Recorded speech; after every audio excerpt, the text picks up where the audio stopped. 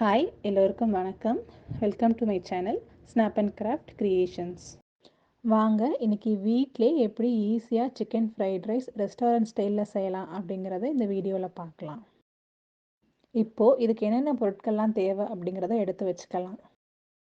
வடித்த சாதம் 1 கப், எண்ணெய் 2 டேபிள் ஸ்பூன், பூண்டு 1 டீஸ்பூன், இஞ்சி 1 டீஸ்பூன், குடைமிளகாய் 1/2 கப், கேரட் 1/2 கப், முட்டைக்கோஸ் 1/2 கப், முட்டை 3, உப்பு தேவையான அளவு, மிளகுத்தூள் 1 டீஸ்பூன், சோயா சாஸ் 2 டீஸ்பூன், கொத்தமல்லி இலை தேவையான அளவு, எலும்பில்லாத கோழி 1/4 கிலோ.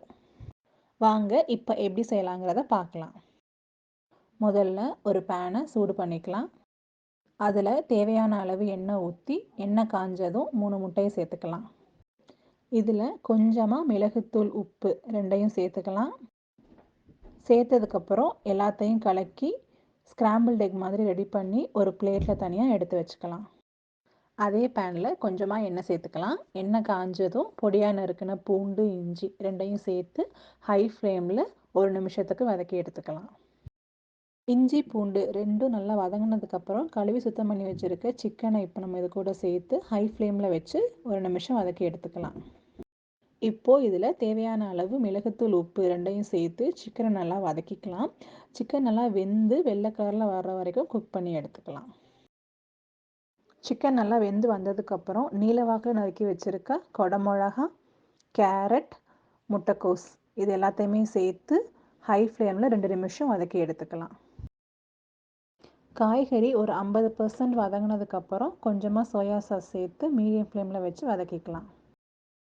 இப்போது இதில் ஸ்க்ராம்பிள் பண்ணி வச்சுருக்க எக்கை சேர்த்து ஒரு தடவை கிளறி கொடுத்துக்கலாம்.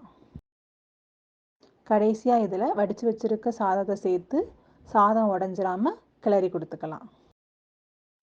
இதில் நல்ல வாசனைக்காக பொடியாக நறுக்கி வச்சுருக்க கொத்தமல்லி இலையை தூவி ஒரு தடவை டாஸ் பண்ணி எடுத்துக்கலாம்.